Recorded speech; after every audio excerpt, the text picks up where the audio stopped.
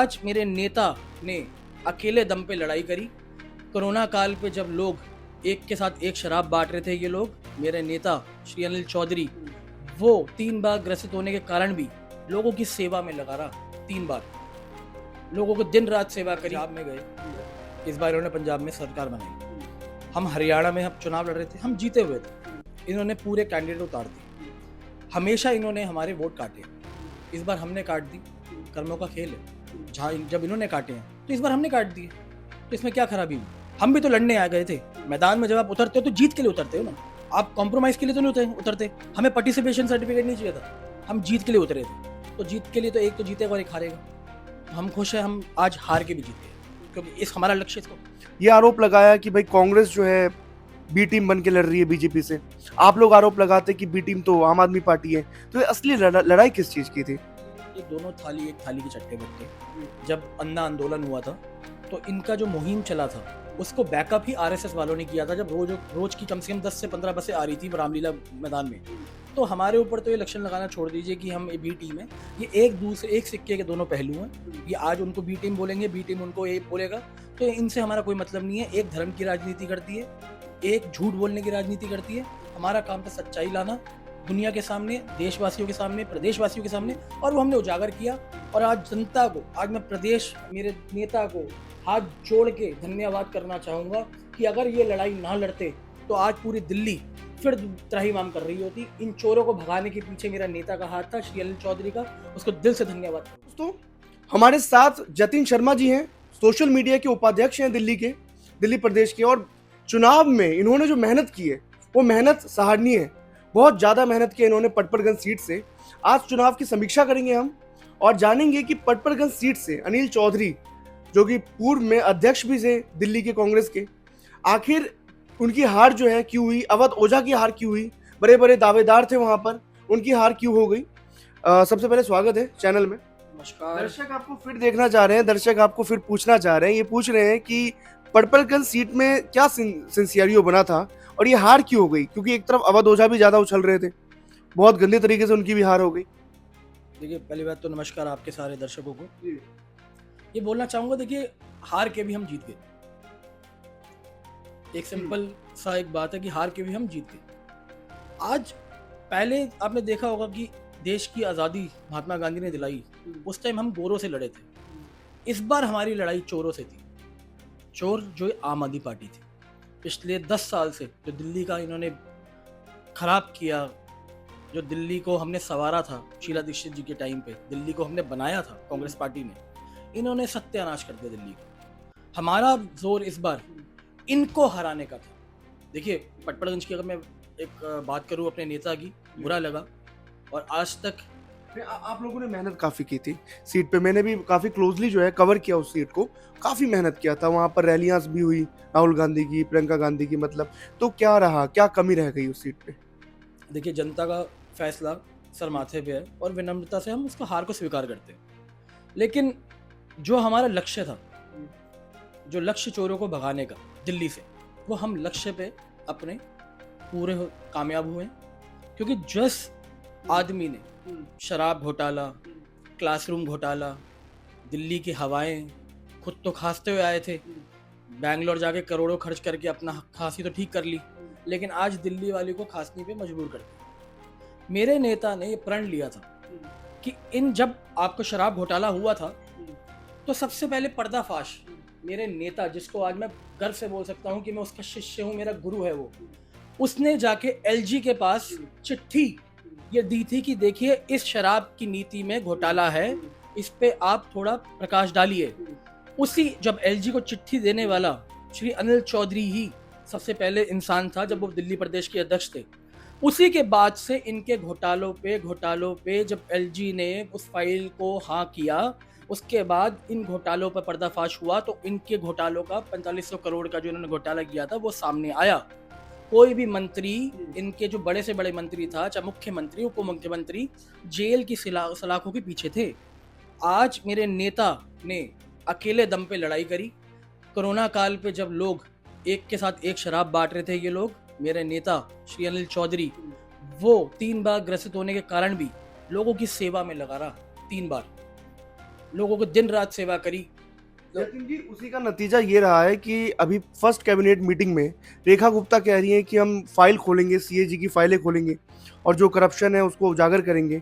तो कहीं ना कहीं ये कह सकते हैं कि आम आदमी को फंसाने में या घेरने में कांग्रेस का भी बहुत बड़ा हाथ रहा है।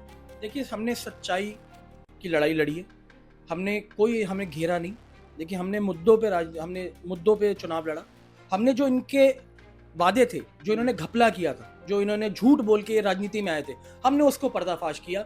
2013 में भी जब ये पहली बार मुख्यमंत्री बना था अरविंद केजरीवाल, तो ये षड्यंत्र की राजनीति करके आया था, जब इन्होंने झूठ बोल के शीला दीक्षित के ऊपर आरोप लगाकर, और एक भी आरोप सिद्ध नहीं कर पाई है। आज वही कर्मों का खेल है, वापस इनके ऊपर आया।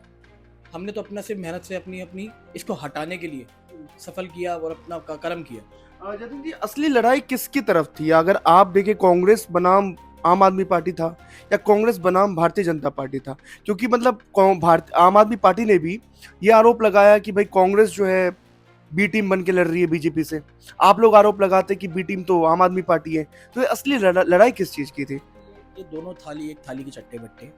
जब अन्ना आंदोलन हुआ था, तो इनका जो मुहिम चला था, उसको बैकअप ही आरएसएस वालों ने किया था। जब रोज की कम से कम 10 से 15 बसें आ रही थी रामलीला मैदान में, तो हमारे ऊपर तो ये लक्षण लगाना छोड़ दीजिए कि हम बी टीम है। ये एक सिक्के के दोनों पहलू हैं। ये आज उनको बी टीम बोलेंगे, बी टीम उनको ए बोलेगा। तो इनसे हमारा कोई मतलब नहीं है। एक धर्म की राजनीति करती है, एक झूठ बोलने की राजनीति करती है। हमारा काम था सच्चाई लाना दुनिया के सामने, देशवासियों के सामने, प्रदेशवासियों के सामने, और वो हमने उजागर किया। और आज जनता को, आज मैं मेरे नेता को हाथ जोड़ के धन्यवाद करना चाहूँगा कि अगर ये लड़ाई ना लड़ते तो आज पूरी दिल्ली फिर त्राहिमाम कर रही होती। इन चोरों को भगाने के पीछे मेरा नेता का हाथ था, श्री अनिल चौधरी का। उसको दिल से धन्यवाद करूंगा। जतिन जी, एक बात बताइए मुझे कि अब फ्यूचर कैसा देख रहे हैं अरविंद केजरीवाल का? आम आदमी पार्टी का फ्यूचर आप कैसा देख रहे हैं? अच्छा, और कुछ लोग ये भी कह रहे हैं अभी कि कांग्रेस को कहीं ना कहीं सुकून मिला होगा इस बात को देख करके, सोच के कि दिल्ली में हार गई आम आदमी पार्टी, क्योंकि गुजरात में भी, और चाहे आप जहां जहां कांग्रेस जहां जहां स्ट्रांग थी, चाहे हरियाणा ले लीजिए, पंजाब ले लीजिए, वहां पर इन्होंने वोट काटे थे कांग्रेस का। देखिए, जब हम पंजाब में गए, इस बार इन्होंने पंजाब में सरकार बनाई। हम हरियाणा में हम चुनाव लड़ रहे थे, हम जीते हुए थे। इन्होंने पूरे कैंडिडेट उतार दिए। हमेशा इन्होंने हमारे वोट काटे, इस बार हमने काट दी। कर्मों का खेल है। जब इन्होंने काटे हैं तो इस बार हमने काट दिए। तो इसमें क्या खराबी हुई?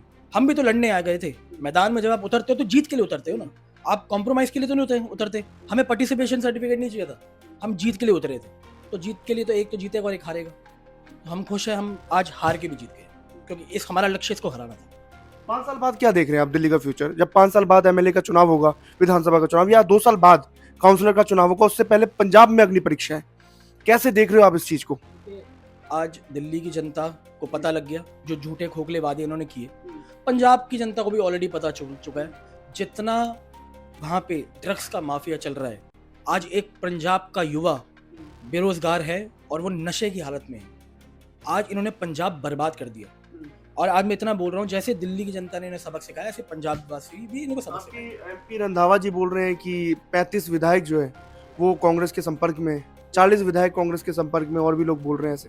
देखिए, इंटरनल बातें हाईकमान को पता है, सारी बातें मैं आपको नहीं बोल सकता। लेकिन आपको लगता है कि टूट जाएगी, सरकार गिर जाएगी वहां पे? टूट नहीं गई है, ये टूट चुकी है पार्टी।